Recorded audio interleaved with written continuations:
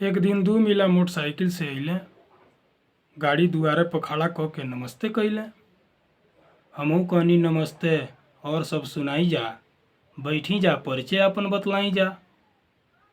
तौले एक मिला बोलल, बैठे जा नाही, आय आपके दरबार से हमनी के भिक्षा चाही। हम कहनी भिक्षा, इहो ए ड्रेस में, साथे मोटरसाइकिल बा, हाथ में मोबाइल बा, पहिराव ओढ़ाव सुपारी सेट में। दूसरका हंसलस, धीरे से खसलस, लगे आके कहता हमनी के भिखारी ना हई जा, हमनी के हई जा विद्यार्थी, ज्योतिष पढ़ले बनी जा, विद्या पूरा हो गइल बा, यही से 500 घर से भिक्षा मांगे के भखले बनी जा।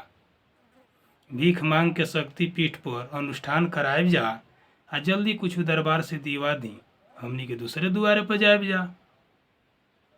बात सुन के घर में से भिक्षा मंगौनी, डलिया हाथे में लेके आगे बढ़ौनी। डलिया में चाउर रहे बस 4 दाना लिहलस, आ पाकिट में धो के बाकी लौटा दिहलस। अब हम कुछ पूछही के बानी, तोले उ पड़ोसी के दुआर पर चली गई, आ दूसर का सुनावे लागल कहानी।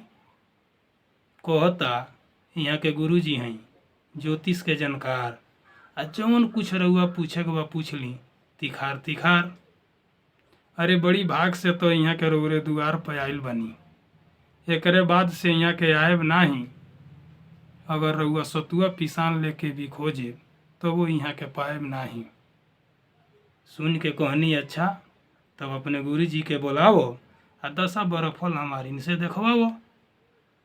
इतने में वो 2-4 घर मांग के आइल, आ बैठ गई कुर्सी पर देखे लागल मोबाइल। चेलवा कहता गुरुजी यहाँ के विषय में कुछ बताई, तो गुरुआ कहता का करे के बा कह दो, यहाँ के कापी पेन ले आई।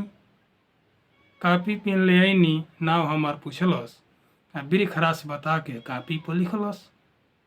कहता सोचल बात राउर होत नहीं खे, कुछ गड़बड़ बुझाता, रुपया आवता, कुछ घरे खर्चा होता, कुछ डॉक्टरी में जाता। शनि के सरसाती बा औरी बा एगो ठेका, आ हाथ ने करी देखल जा रेखा।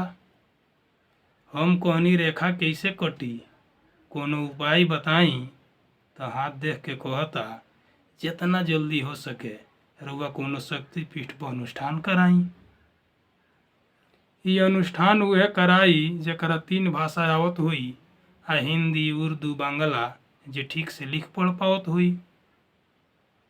ऐसने पंडित खोज के अनुष्ठान करा ली, आ जितना जल्दी हो सके ये ठेका से छुटकारा पा ली।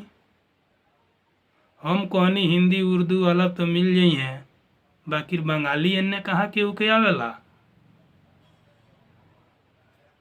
कहता घबराई जौन, ए तरह के अनुष्ठान लोग हमरे से करावेला।